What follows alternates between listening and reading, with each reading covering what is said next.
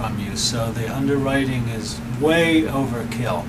And people have asked me, when will it reach an equilibrium back to where it used to be? And we just see it as staying as tight as it's been, and even monthly it's getting tighter and tighter, more and more difficult to go through the process. Yeah, with all the fraud that went on.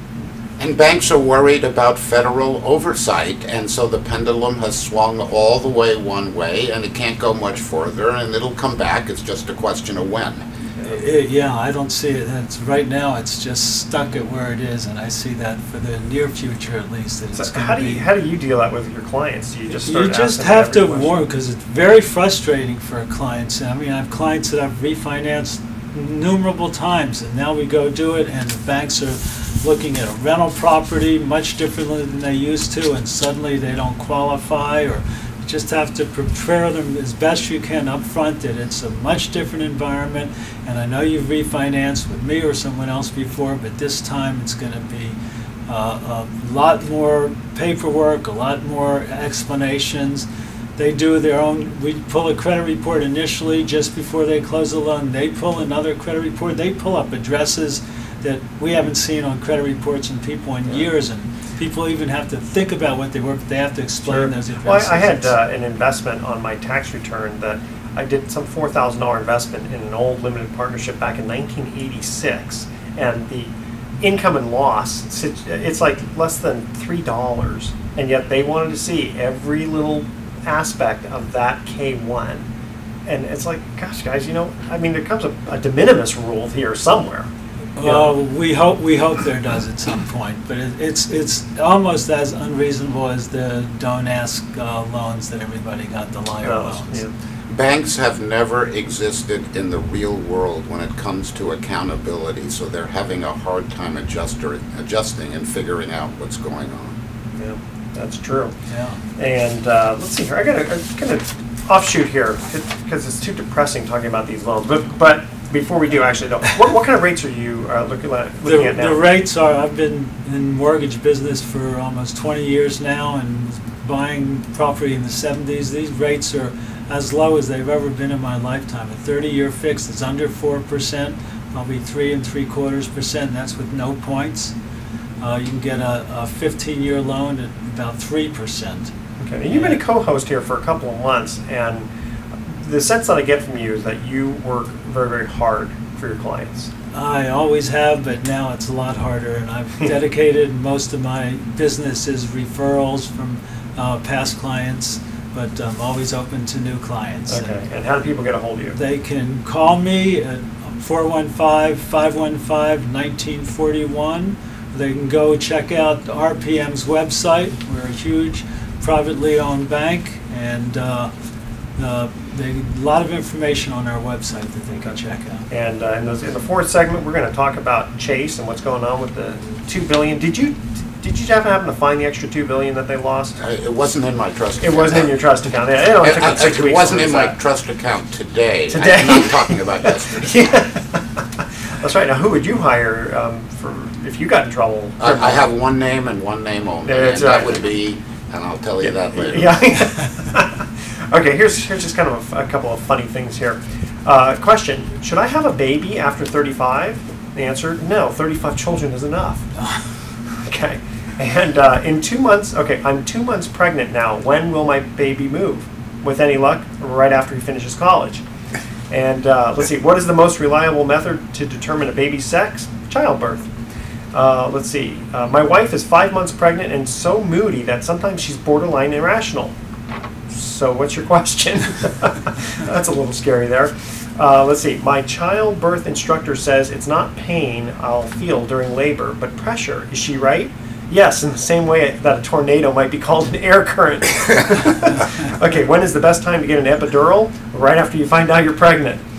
Let's see here. Is there any reason I have to be in the delivering room while my wife is in labor? And the answer is not unless the word alimony means anything to you.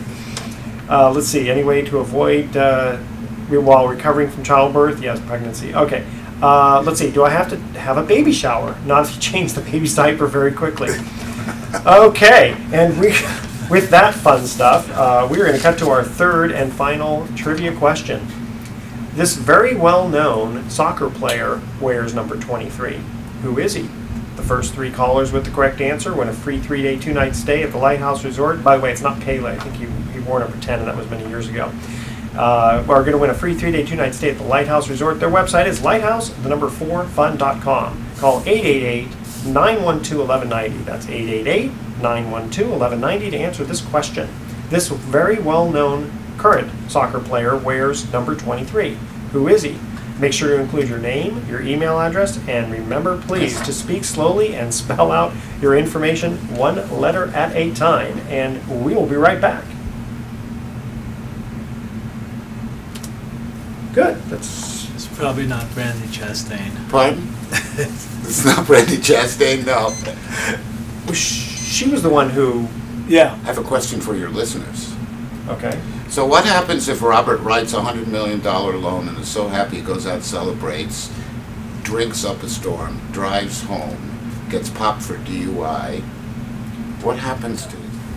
And illegally referring their past clients to someone right. else. But what about number 2 or number 3? Oh. They're all misdemeanors. Absent injury, they're misdemeanors. Aren't what the happens? penalties more severe? Their penalties are more severe, but it's still a misdemeanor. But you can live with the penalties. In Marin, the question is, when does a jail sentence not mean jail? And the answer is most of the time. The honor farm. Just have tough ankles? No, there's no honor farm. Ankle Did they bracelets? get rid of the honor farm? I knew someone who used to do Edward, that. where have you been? You haven't been to the honor farm, obviously. You haven't been arrested. No. I used to play at McGinnis. I used to play ball at McGinnis, and they had the honor farm. Right, that's there. where it was 15 years ago. Listen, last time I played ball, the ball was square. That's how long it's been. Yeah. 12 and a half minutes to go, and I've got my last thoughts for the day. It'll take me about 2 minutes, and so when I'll wrap us up. Len Tillum. Until Why are you calling a lawyer? Yeah. They all got fired one day from 810, and 910 took them all on. So 910, Fox News Network, has all these liberal guys on the air. Yeah, So I don't know Alan what Colmes. happened. Yeah, A brain meltdown at Fox. You're not, but it makes for good radio. Yes. It's It makes for good. Right. It's that antagonistic conflict Yeah, that gets absolutely. people Yeah. higher up. Yeah, that's it. It's like, yeah. In fact, the studio was made for Michael Savage, and he walked in one day and go, "Too small," and he walked out. And then they're like, "Oh, thank you, Michael," because it's a beautiful studio. It's, Really? Oh, it's great. Great. Love that studio. Michael Savage used to be another liberal commie like me. He was Oh, liberal. he was. Oh yeah, Yeah, back in the day. that's- He's I think my age. He He's is, about yeah. 60, Yeah. 61, Yeah. right? Oh yeah, yeah. There's nothing I worse thought than a liberal who's flipped. Reagan. What? Reagan. Yeah. Right? Okay. And here we go. And away, as Jackie Gleason would say, as away Away we go. Welcome back to the Best of Investing. I'm Edward Brown, your host, along with Robert Schiff and our special guest, David Vogelstein. When we cut to the third and final trivia question, commercial break, we asked this trivia question. This very well-known soccer player wears number 23. Who is he? Anybody? Messi? Messi? Messi? Messi? Yeah. I don't know who Messi is. Soccer player? No, never heard of him. I thought you meant like Messier, the hockey player. No. No. David Beckham. Oh, David yes. Beckham. I figured you're gonna have some. Who? Who's that? Oh, come on, Victoria Beckham. I know. There, yeah, the eyes light up because I know you know her. David, you had a question for our audience. Yes. For the listeners, so Robert, right next to me, is just closed a $100 million mortgage deal. His commission is humongous. He's set to retire. He goes out and celebrates and gets arrested for a DUI. And it's his second one within 10 years. Here's the question: does the client have to pay for it?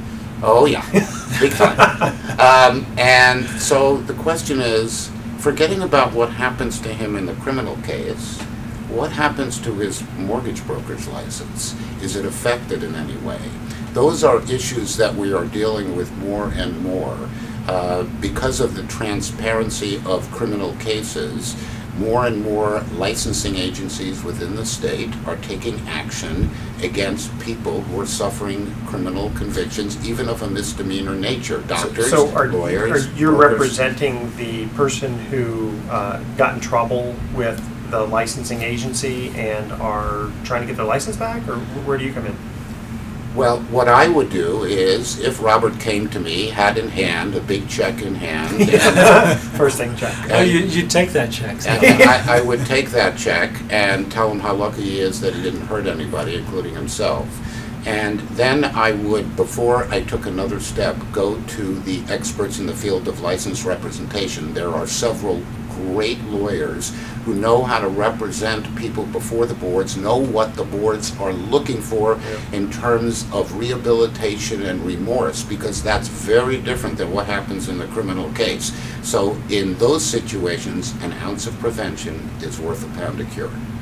So I know last year the federal government started a program where all mortgage brokers and have to be licensed nationally, and the reason they were doing that is that some people who had scammed their way through mortgages successfully for years in certain states and were caught just dissolved, and lo and behold were operating under a license in a different state, and the federal government oh yeah, decided they just open up that they shop, a need boiler room somewhere else. Yeah, so now there's a national listing service that you have to be approved with, and they are, but I think, successfully preventing them from doing that. But they got to be in jail, Like, you know, because yeah. guys like that, they just don't seem to get Absolutely. rehabilitated. All that happens is they just open up shop somewhere else. The well, AES now keeps fighting them. it's supposedly, and I think realistically, a lot harder to do that because the national licensing service really does check it out. No, I know, Actually, but people can you can do whatever you want. Well, It's just a matter of when you get caught. like we say, that the criminal mind will Yeah, exactly. find a way to do it That's right. illegally, even though they might be able to do it successfully legally. The sale of improper mortgages, misrepresentation, the sale of unregistered securities, Yeah. dipping into your client's funds, conducting Ponzi schemes, these are things that will happen in state number one. The people will get sued. Before the criminal investigation starts, they'll move to another state and start the same thing Exactly. in another state. Don't you think that certainly for the 2005 to 2008, when there was the bubble in real estate and there was the abuses and all kinds of Ponzi schemes and financial shenanigans, that's not happening as much as it did? Well, the reason it's not happening is because of the price of the product, that is, the price of real estate. Ponzi schemes only work and remain undiscovered when the prices go up. Well, it could switch to the price of gold, which has tripled in the last few years, or some other instrument, or Right, and I do think it's happening less now. I think that the notion that you're going to go to prison maybe for the rest of your life, and the public is fed up with this kind of crime because they realize how it impacts the minor investor.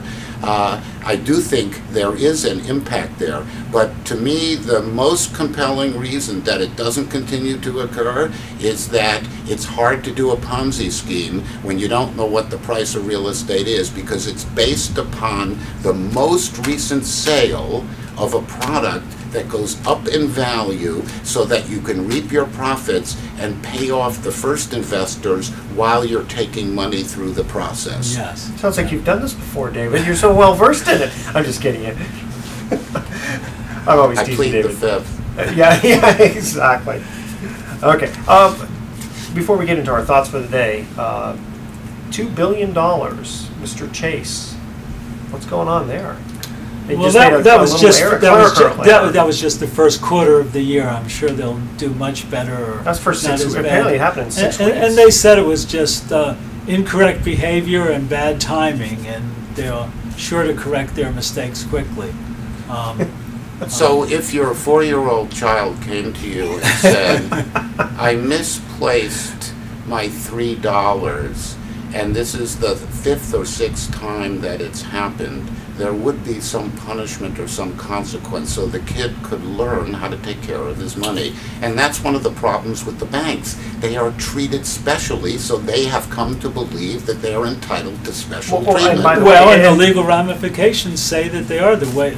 Apparently, the $2 billion was because they were dealing in credit default swaps. Like, we probably heard that term before, and it didn't do very well for the general public and the general economy. Well, it But actually they're- did well for me as a borrower because I got my lower interest rate. But That's let me clarify one part of your 4-year-old situation, right, with the daughter. The daughter says, "Gee, Daddy, I lost your $3, not my own." Much more accurate. Yeah. Yes. Thank you. All right. Let's see here. Okay, here's a thought for the day here. I usually have thoughts, but this one was one big thought. Make sure, now I see you at the gym a lot, so you probably have seen me do this, okay? Make sure that you check your iPod for sabotage. I had another mishap. You know, I like to sing to my iPod music when I'm at the gym. So here I was on push-up number 603. Oh, okay, all right, maybe it was number 3, but you get the point. And I was just getting in the groove after listening to Led Zeppelin's Black Dog, and on comes "I Feel Pretty" from West Side Story. Remember? I feel pretty, oh so pretty, I feel pretty and witty and wild. Okay, I don't even know how that got on my iPod. Sure. Yeah, I almost got beat up by a 12-year-old boy. You know, the only thing worse would have been "I enjoy being a girl" from the Flower Drum Song. Hey, it's San Francisco. We accept you. Thanks. I just have to kind of be careful of that iPod situation. David, any last tidbits before we sign off? No, it's been a pleasure. I really enjoyed this show, and thank you so much for having me. You got to have at least one more fancy story for us. Okay, so we'll talk about the guy who's driving down 101 North from